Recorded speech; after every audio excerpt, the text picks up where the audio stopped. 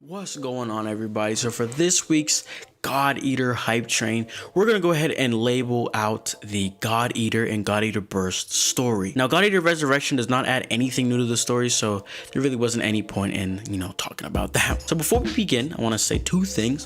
One, there is going to be spoilers. Obviously, we're talking about the story.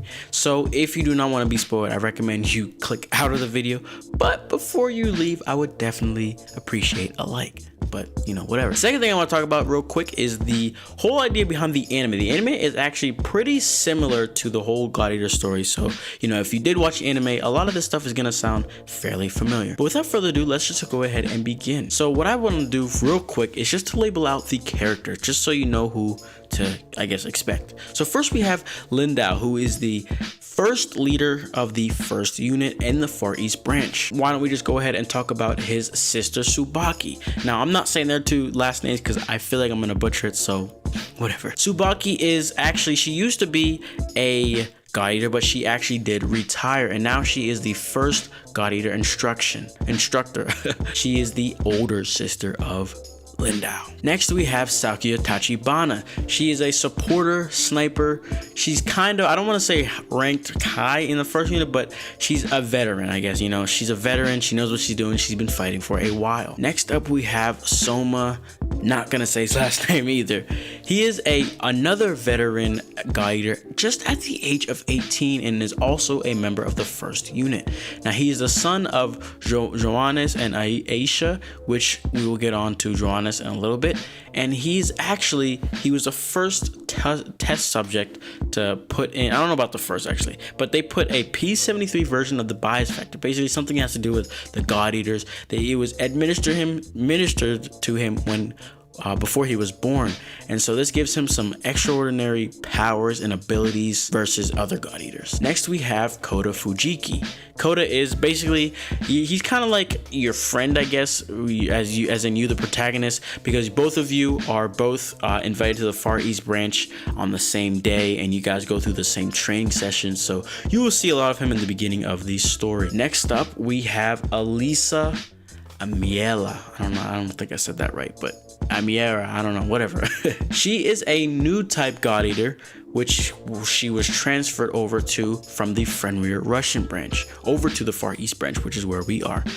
She's recruited into the first unit, and the thing is with Alisa though, she has a trauma because whenever she was younger, her parents were killed, and she witnessed it with her own eyes by the Aragami, and so now she has a very strong hate for them, but that also hindered her a little bit. But with medication, she's able to control her traumatizations, whatever you want to call it. She's able to control them to an extent, but this comes back to bite her in the ass. Next up, we have Dr. Paylor and Johannes. So they're both doctors who worked on Aragami back in the day before there was the big outbreak, and they are very important characters. Dr. Paylor is more of like real doctor, like that's all he's doing right now. He's just still researching about Aragami, still just trying to see how they can really get rid of them, while Johannes, on the other hand, is kind of just taking over the whole Far East branch. He like directs, he's the branch director of the Far East branch, so he's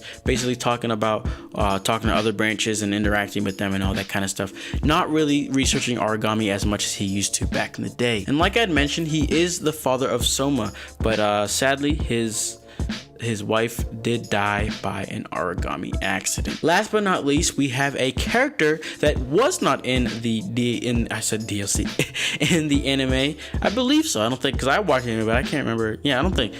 We have Shio. Now, Shio is a character who is a human form Aragami.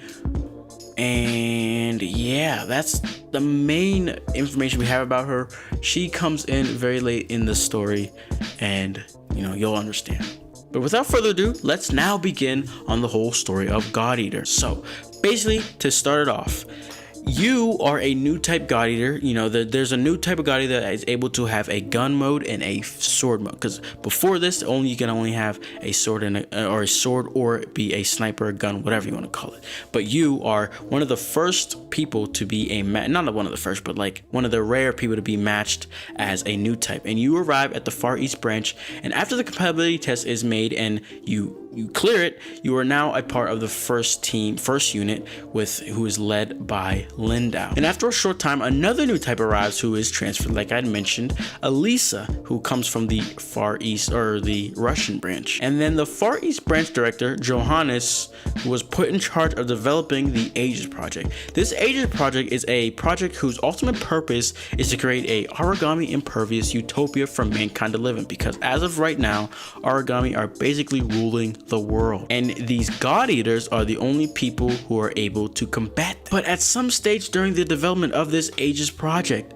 Johannes realized that such a utopia would sooner or later be attacked by origami, and humankind would once again be defenseless against them.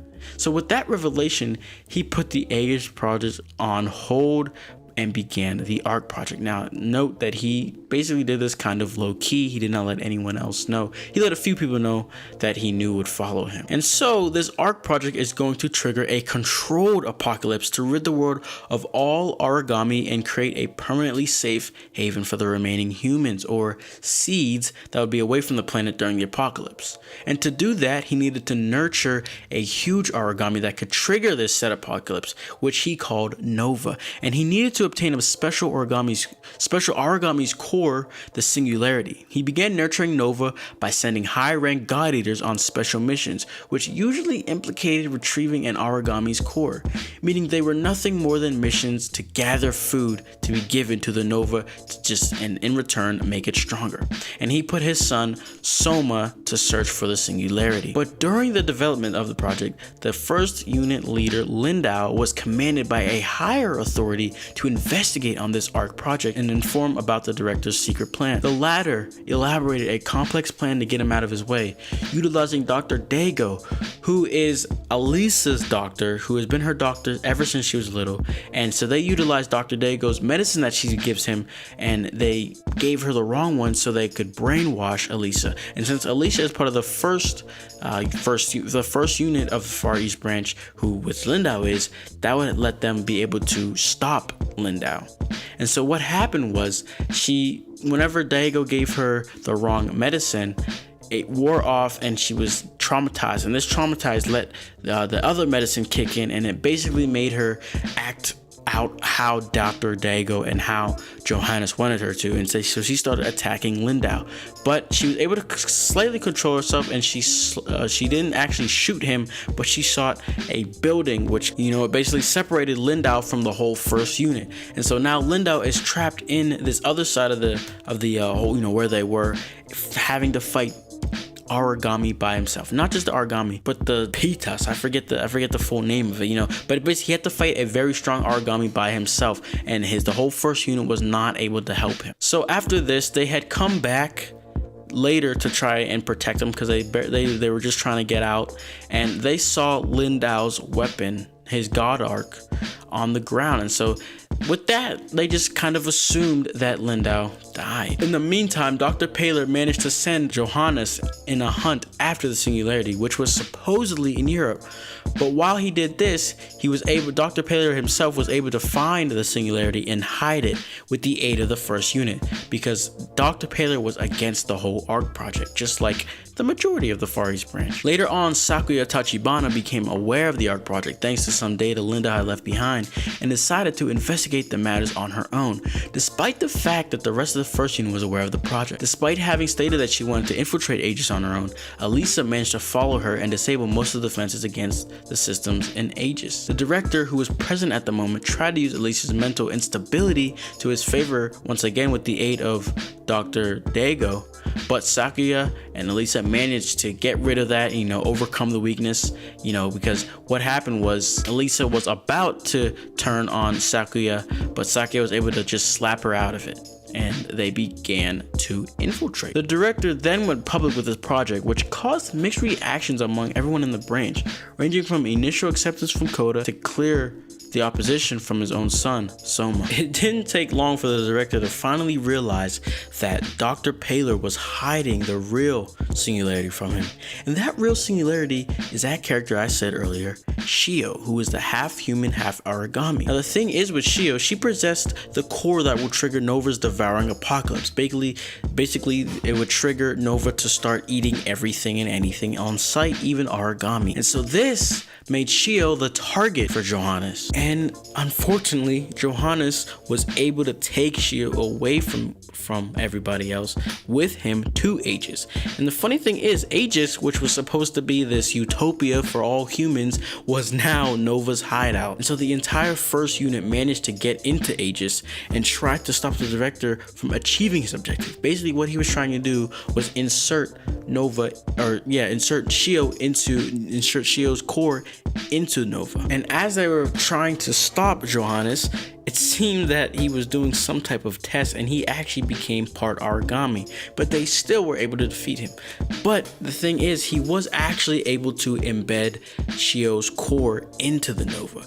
But how they were saved was because Shio, being half human, was able to retain her consciousness after becoming Nova's mind. And this is how she was able to drive Nova to the moon to be able to save the Earth. So that actually concludes what all the events that happened in God Eater. Now, it's not as detailed as it would be versus if you were to play the game, obviously, and I might have left out a few details, but for the most part, you get the idea of the whole story. So let's go ahead and move on to God Eater Burst. Now, while not too many new people were added into the story, there was one, and this person is named Ren. Now, I'm not going to explain him this time because the story will go ahead and let you know who Ren is. So like I said, while I didn't add too much to it, it's definitely extremely interesting and it spices up the story a lot. So after the defeat of director Johannes, the protagonist, basically your god arc begins to malfunction.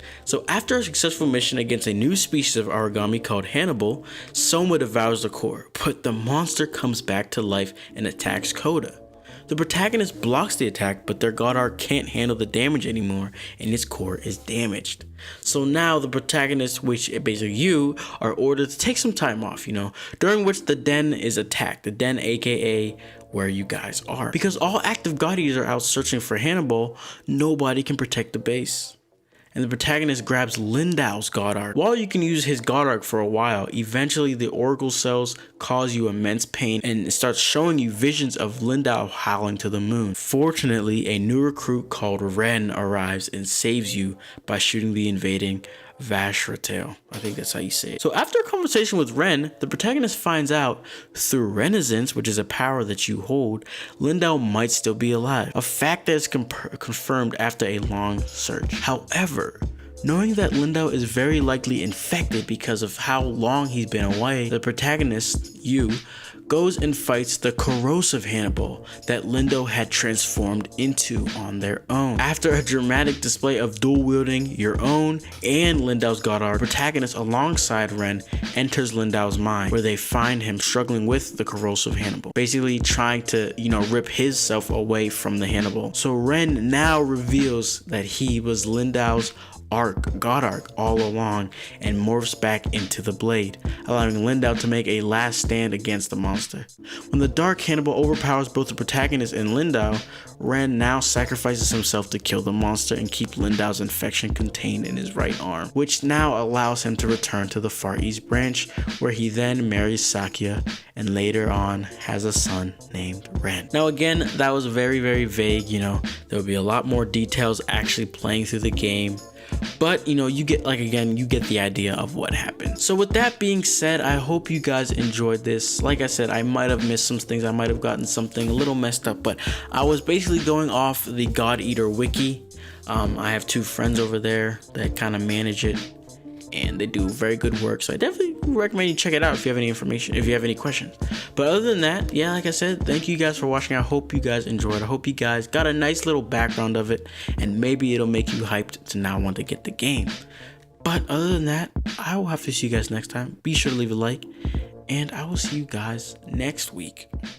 Peace. You see, I'm waiting and they hating, and I'm sipping on my tea. Bad bitch walking past me, I stop you, please. And I'm hungry as a bitch, but this life ain't free. If I'm trying to get this money, I can't really shake a tree. I be working, it's 3:15. When I stop